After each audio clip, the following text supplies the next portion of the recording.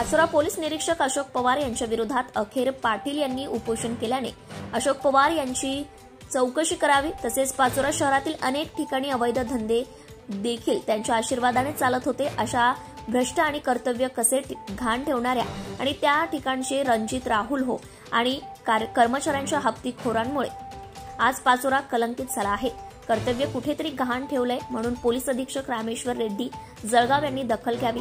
उपविभागीय पोलीस अधिकारी हा कुठल्याही कामाचा नाही कारण तो फक्त पोट भरतो आणि गुपचूप राहतो म्हणून जिल्ह्याचे पदाधिकाऱ्यांनी सखोल चौकशी करावी व संबंधित अधिकाऱ्यांवर कारवाई करावी अशी मागणी सर्वसामान्य नागरिक आणि पाचोराकर जनता करीत आहे।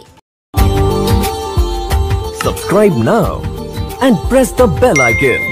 Never miss an update.